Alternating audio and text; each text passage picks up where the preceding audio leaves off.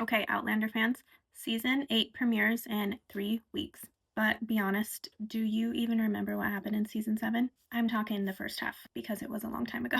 Let's do a recap of season 7 episodes 1 through 3 so that you're ready for the premiere in 3 weeks. I'm going to be doing a recap of the whole season throughout the next couple of weeks, so make sure to follow so you don't miss anything. So season 6 ends with Claire getting arrested for the death of Malva Christie, and season 7 starts up right from there. Claire is locked in the gallows for this murder and is nearly executed, but Tom Christie shows up. There that Tom Christie confesses to Claire that Malva is not actually his daughter. Malva's mom and Tom Christie's wife had an affair with Tom's brother, and Malva is actually his brother's son. Tom ends up confessing to the murder of Malva so that Claire can go free, because he has always loved Claire. And of course, Jamie also showed up during that chaos, and there was a big romantic kiss on the boat. We don't want to forget that. Okay, so moving into episode 2. When Claire and Jamie returned to Fraser's Ridge, Claire finds Alan Christie. From what we learned before with Tom, Alan is actually Malva's half-brother, and he confesses to actually murdering her. He is the one who impregnated her. There's a big dramatic scene. Ian shows up and shoots him with his bow, and Alan dies. Moving on to happier news, Brianna and Roger have their baby, Amanda. Shortly after, Claire discovers that Amanda has a heart condition that she is not able to treat in the 1760s. Bree and Roger make the difficult decision to travel back through the stones to the future so that Amanda's life can be saved with modern medicine. They obviously need stones for the whole family to get back to the future. They travel to Wilmington hoping to find those stones. And it's there that they actually run into Lord John and William, who is actually Jamie's son and Bree's half-brother.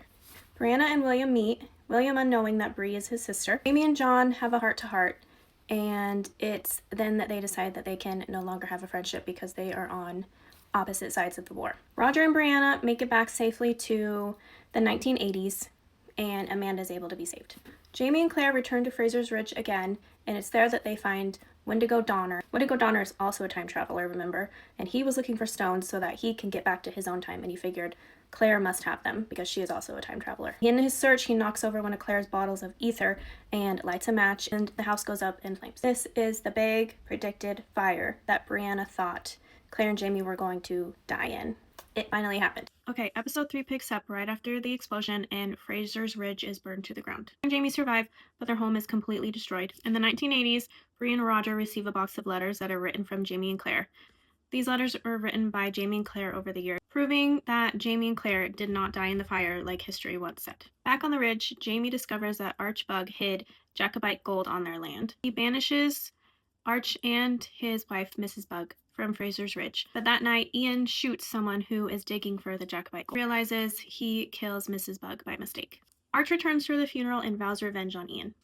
Jamie, Claire, and Ian make plans to return to Scotland for a short time. Jamie made a promise to Jenny a long time ago that he would return Ian to Scotland, and so he wants to keep good on that promise. He's also trying to avoid fighting against his son William in the war. Before they leave for Scotland, Jamie hides the Jacobite gold in a cave. It's a place that only Jamie and Jemmy know about, and it's called Spaniard's Cave. At the end of the episode, we get to see Lollybrock again in the 1980s. It is there that Roger and Bree find that it is actually for sale, and they end up purchasing it and remodeling it to live in themselves. So that's a recap for season 7, episode 1 through 3. I'm going to be doing these recaps in segments, about 3 or 4 episodes each video, so make sure to follow so that you don't miss anything. You are ready for the season 8 premiere of Outlander on March 6th.